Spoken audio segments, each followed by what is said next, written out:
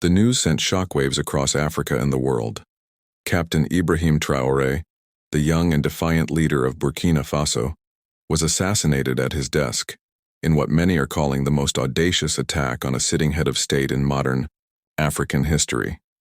Even more chilling is the claim that it happened inside the presidential palace, in full view of nearly 200 bodyguards. But how does such a thing even happen? How can a leader, surrounded by an elite security force in one of the most heavily guarded buildings in the country, be murdered so brazenly? And perhaps more importantly, why? Let's rewind. Ibrahim Traoré rose to power in September 2022 through a military coup that ousted Lieutenant Colonel Paul-Henri Sandaogo Damiba. At just 34 years old, he became the world's youngest serving president. Traoré's rise was dramatic. Some called it revolutionary, others reckless. His rhetoric was fierce, anti-imperialist, anti-French, and radically pan-African. He promised security, sovereignty, and dignity, and for many young Burkinabe, he became a symbol of hope, a break from decades of corruption and dependency. But with that kind of symbolic power comes danger. Traoré made powerful enemies. Domestically, he cracked down on elites and reshuffled the military. Internationally, he pushed out French forces, tightened ties with Russia, and voiced support for greater West African unity against foreign influence. These moves rattled long-standing interests in the region. Over the past year, tensions grew behind the scenes. Rumors of discontent within the military began to surface. Whispers of betrayal, sleeper cells, external plots. But Traoré pushed forward, confident, almost fearless. On the day of the assassination, according to multiple yet unverified reports, Traoré was in his office at the presidential palace, preparing for a closed-door security meeting. Around him, as always, were layers of armed guards, elite units trained for loyalty and precision. Everything seemed normal, until it wasn't. Witnesses describe a sudden burst of gunfire. Some say it came from inside the palace, not outside. Security cameras were allegedly cut moments before the attack. In a span of less than 5 minutes, chaos erupted. By the time reinforcements breached the inner office, Traoré was slumped over his desk, shot multiple times at close range. There was no sign of forced entry, and no alarms had been triggered.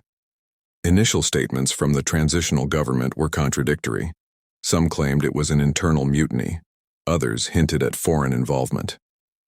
A few spokespeople went silent altogether. Social media exploded with theories, ranging from a palace coup to an international assassination, coordinated by foreign intelligence. One of the most shocking elements of the attack was the complete inaction, or perhaps complicity, of the 200 bodyguards stationed in and around the palace. Not a single shot was fired in defense. Not one bodyguard was injured. That silence speaks volumes. Were they bribed? Threatened? Or was the betrayal much deeper, embedded in the very institutions Traoré thought he controlled? Sources close to the military suggest that Traoré had recently planned to announce a sweeping reform of Burkina Faso's intelligence and defense structures, essentially purging the old guard. That announcement never came. In the aftermath, the capital, Ouagadougou, entered a state of lockdown. Flights were grounded. Military checkpoints flooded the streets. The internet was partially shut down. Meanwhile, across the country, people waited for answers, many in disbelief, others already mourning. Supporters took to the streets with signs and flags bearing Traoré's image. Chants of "no justice, no peace" echoed into the night. For them, this wasn't just the loss of a president.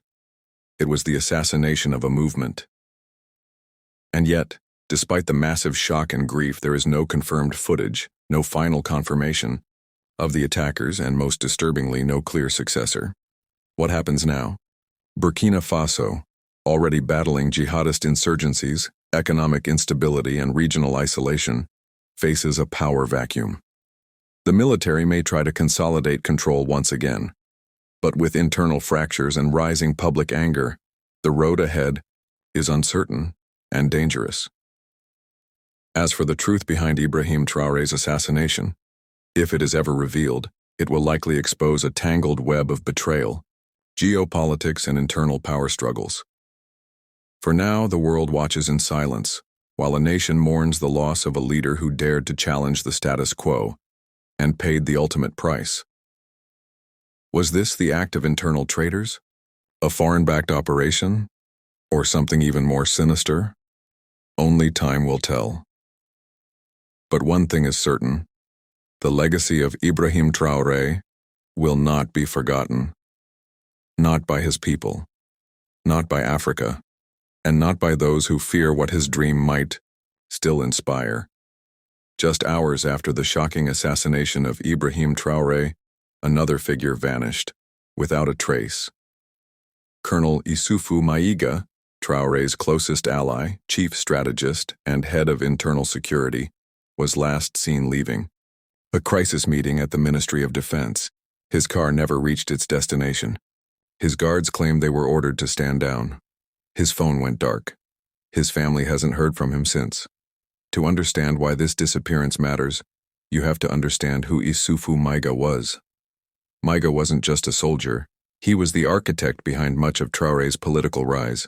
He organized the 2022 coup, coordinated Burkina Faso's rapid shift toward Russia, and dismantled the French military presence with surgical precision. He was feared by enemies, respected by allies, and rumored to know every detail of the country's intelligence operations. In fact, many believed that if anyone could survive or avenge Traoré's death, it was Maïga. So where is he now? Some claim he's in hiding, preparing a counterstrike. Others say he's already dead, his body dumped far from the capital to avoid a martyr's burial. But the most disturbing theory? That he was part of the plan all along. Let's explore that. Shortly before Traoré's death, insiders noted a shift in Maïga's tone. He had reportedly expressed frustration with Traoré's refusal to make deals with regional powers. While Traoré rejected compromise, Maïga was said to be more pragmatic, even secretive. There are unconfirmed reports that Maïga held clandestine talks with mediators from ECOWAS and even France, possibly to ensure Burkina Faso wasn't completely isolated.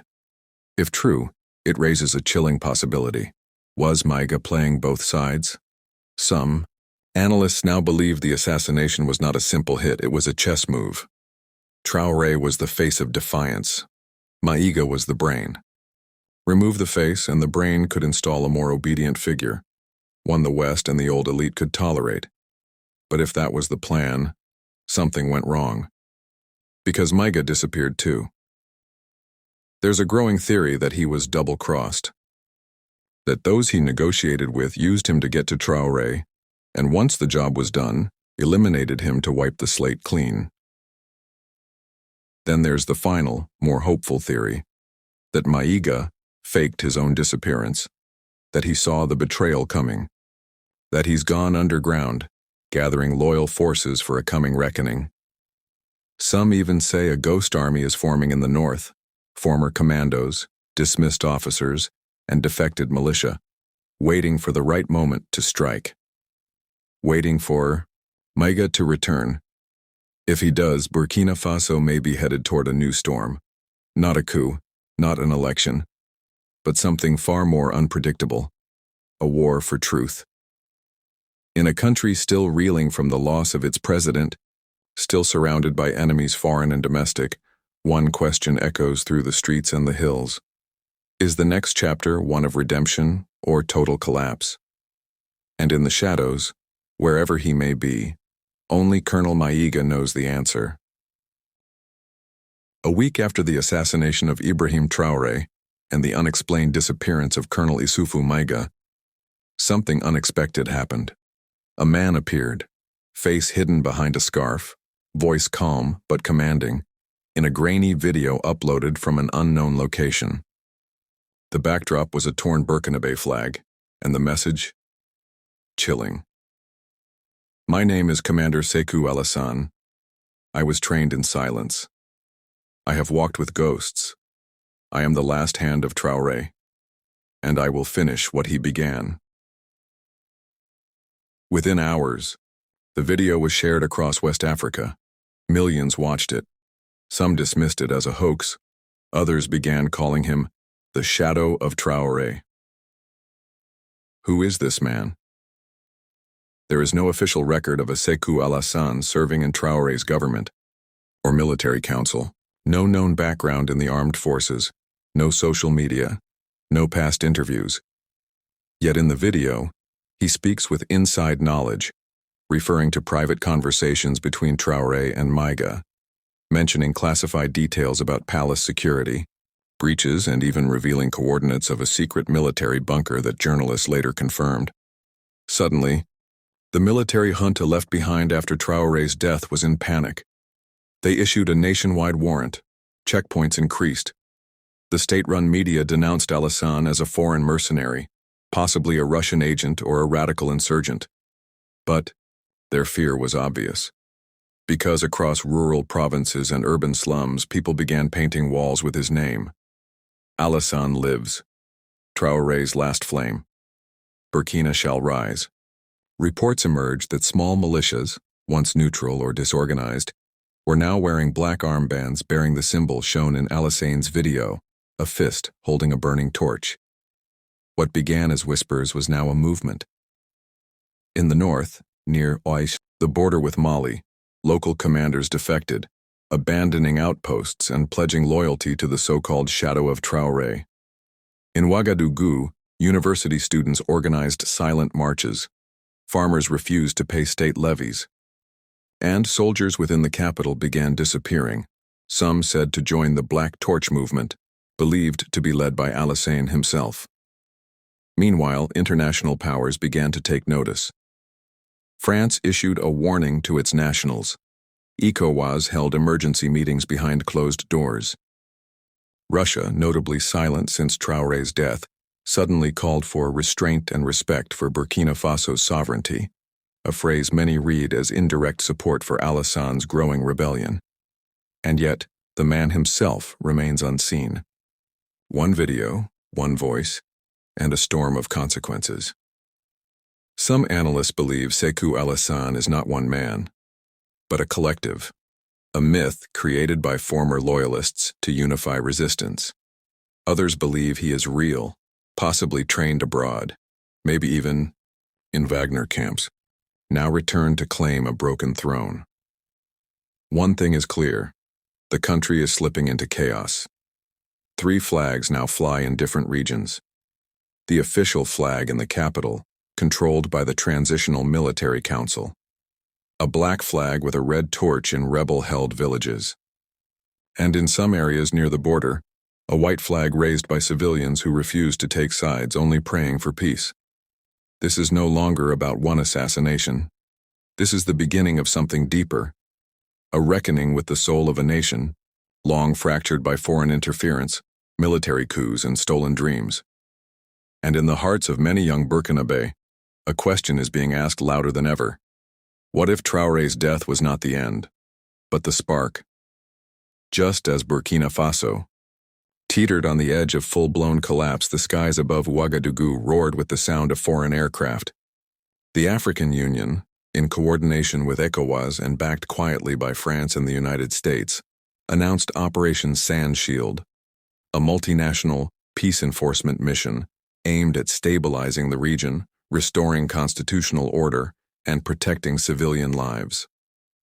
On paper, it looked like a rescue. Thousands of troops deployed to key strategic areas, air bases, highways, and the embattled capital. Drone surveillance increased. A no-fly zone was established over rebel-held northern territories. International media praised the swift response, but on the ground, it told a different story. The first target wasn't the rebels. It wasn't even Sékou Alassane or his growing Black Torch movement. It was the remnants of Traoré's military network, loyalists, still embedded within Burkina Faso's intelligence, communications, and resource infrastructure. In less than 48 hours, dozens were arrested, radio stations shut down, and entire units dissolved. "They're not here to keep peace," whispered a retired general.